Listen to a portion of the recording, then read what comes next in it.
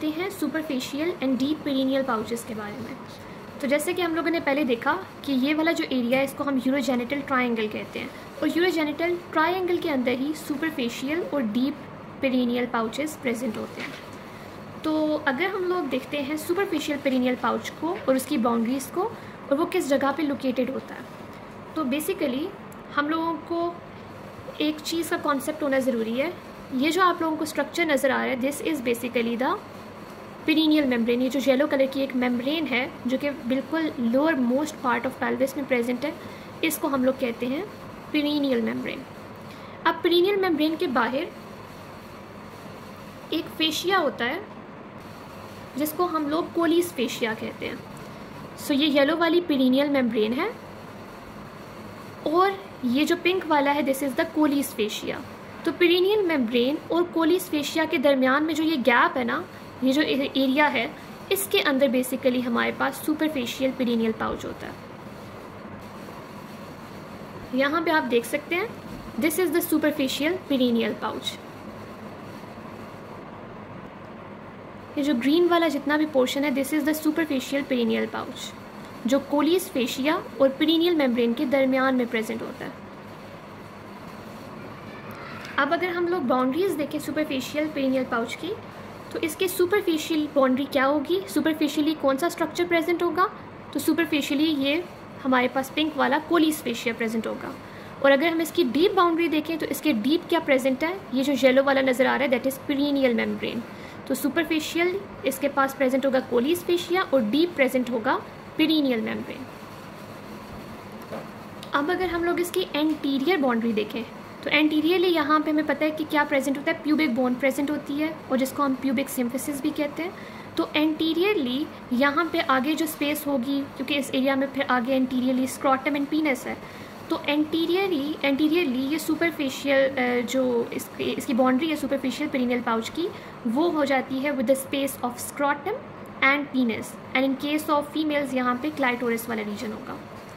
इसकी अगर हम लोग साइड वाली बाउंड्रीज देखें तो हमें पता है कि ये प्यूबिक सिम्फिसिस है और ये हमारे पास इस्चियल ट्यूबरोसिटी है। तो प्यूबिक सिम्फिसिस और इस्चियल ट्यूबरोसिटी के दरमियान में जो गैप है उसको हम लोग कहते हैं इस्चियोप्यूबिक रेमाई। तो वो इसकी साइड वाली बाउंड्री बना रहा है।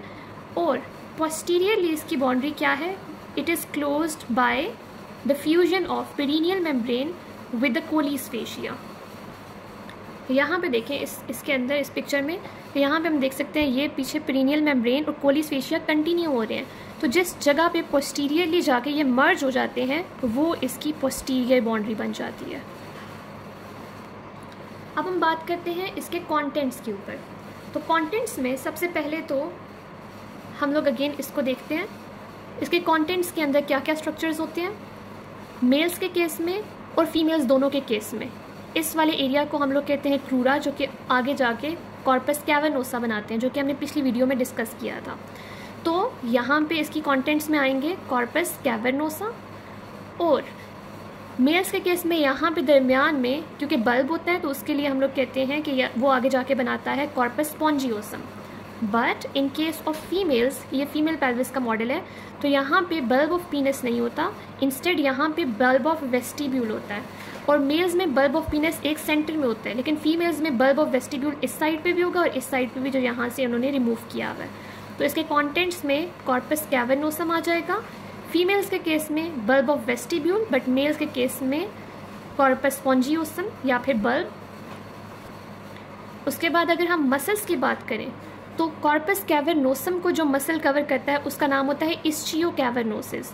तो वो मसल जो बल्ब को कवर करता है उसके लिए नाम होता है बल्बोस्पॉन्जियोसिस। थर्ड मसल हमें ये नज़र आ रहा है, इसको हम कहते हैं सुपरफिशियल ट्रांसवर्स पेरिनाई, क्योंकि ये बिल्कुल हॉरिजॉन्टल है, ट्रांसवर्स है, तो इसका नाम होता है सुपरफिशियल ट्रांसवर्स पेरिनाई। तो मसल्स में ये 3 मसल्स आते हैं।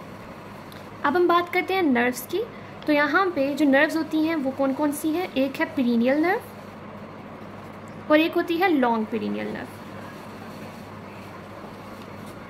अब जो पेरिनियल नर्व है इसकी फर्दर हमारे पास ब्रांचेस होती हैं।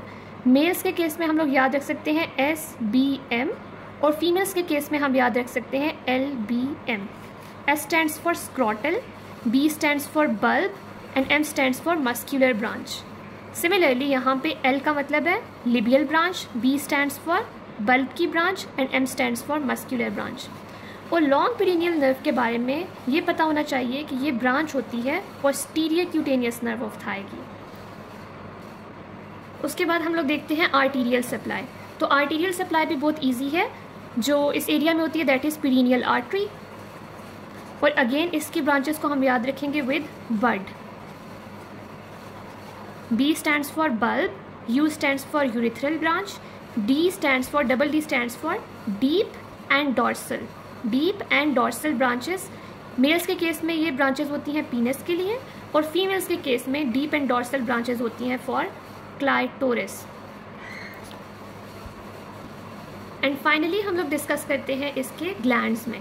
तो सुपरफिशियल पेरिनियल पाउच में अगर हम लोग ग्लैंड्स देखें in case of males and in case of females, तो मेल्स के केस में वैसे कोई ग्लैंड नहीं होगा, लेकिन डीप पेरिनियल पाउच में एक ग्लैंड होता है जिसकी डक्ट्स आगे आके इस वाले में कंटिन्यू होती हैं। तो बेसिकली वो जो ग्लैंड है वो होता है डीप पेरिनियल पाउच में, लेकिन उसकी डक्ट नीचे आ रही होती है। तो इसका हम लोग क्या कहेंगे, कौन से वाला ग्लैंड है, सिर्फ डक्ट होगी बल्बो यूरिथ्रल ग्लैंड की। और फीमेल्स के केस में एक ग्लैंड होता है जिसे हम कहते हैं बार्थुलिन ग्लैंड, और इस बार्थुलिन ग्लैंड का दूसरा नाम वेस्टिब्यूलर ग्लैंड भी होता है।